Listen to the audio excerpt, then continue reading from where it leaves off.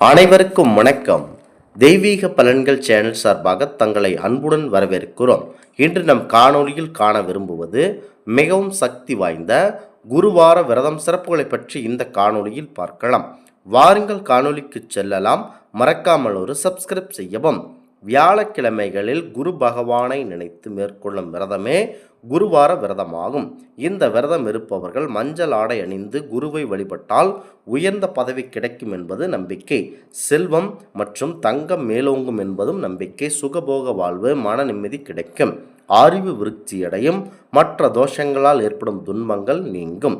திருமணத்தடை அகலும். குழந்தை பாக்கியம் கிடைக்கும் என்பது குருவார விரதத்தின் மிக சிறப்பு வாய்ந்த சக்தியாகும்.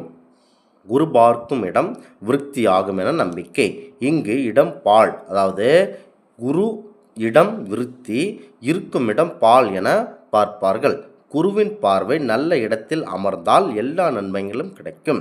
குரு பார்வை சரி இல்லாதவர்கள் அவருக்கு சாந்தியும் பூஜையும் செய்வது ரொம்ப நல்லதாக பார்க்கப்படுகிறது. முக்கியமாக குருவார விரதம் இருக்க வேண்டும். ஒரு குரு ராசியில் ஓராண்டு தங்கி தன் கடமையை செய்கிறார். அதன்படி ராசி சக்கரத்தில் கடக்க 12 ஆண்டுகள் ஆகின்றன. 12 ஆண்டுகளுக்கு ஒரு முறை குரு பகவான் மகம் நட்சத்திரத்தில் சஞ்சரிக்கும் போதுதான் மகாமகம் நடைபெறுகிறது. இதையே மாமாங்கம் என்றும் கூறுகிறார்கள். ஜாதகத்தில் குரு கெட்டு இருந்தாலோ குரூரமானவராக இருந்தாலோ வியாழன் தோறும் விரதம் இருந்து அவரை பூஜை செய்து வந்தால் உங்களுக்கு ஏற்படும் தீமைகள் இருந்து விடுபடு கிடைக்கும். புனர்பூசம், விசாகம், புரட்டாதி ஆகிய நட்சத்திரங்களில் பிறந்தவர்களுக்கு குரு தசை ஆரம்பமாக நடக்கும்.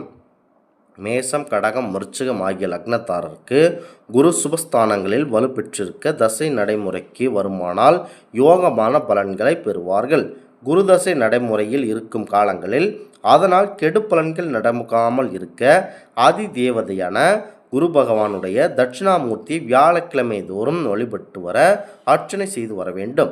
மஞ்சள் நிற உடை அணிவதாலும் தரிசிப்பதாலும் மஞ்சள் நிற வஸ்திரம் தானம் செய்வதனாலும் கொண்டைக்கடலை தானியத்தை தானம் கொடுப்பதாலும் குருவார விரதம் இருப்பதாலும் குரு தோஷம் நிவர்த்தியாக இருக்கிறது.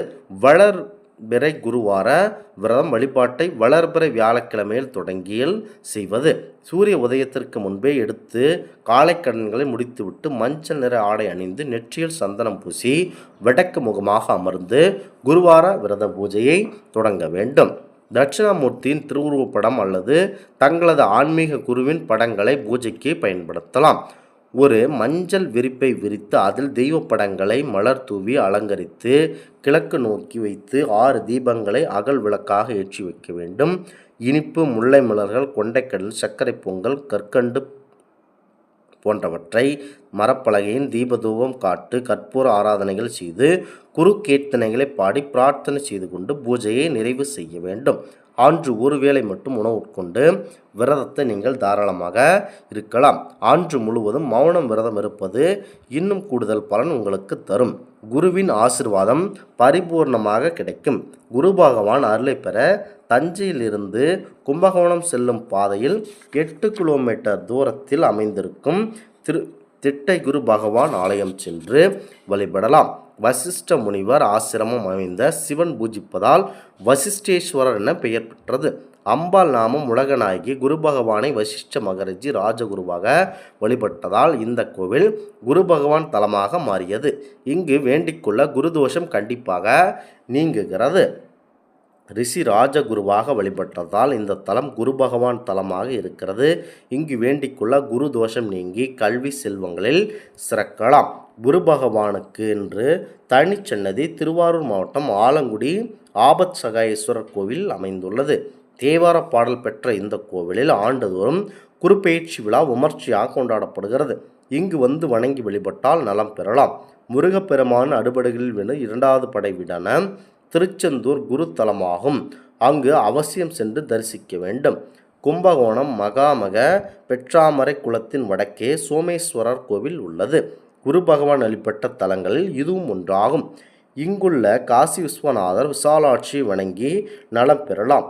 குரு பகவான் தம்மை வழிபடுவோருக்கு உயர் பதவி, புத்திரப்பேறு, நிறைவான செல்வம் போன்றவற்றை குடும்பத்தோடு தம்மால் ஏற்படக்கூடிய கல்லீரல், காது, இடுப்புகளில் ஏற்படும் நோய்களுக்கு தாமே மருந்தாக அருள் புரிகிறார்.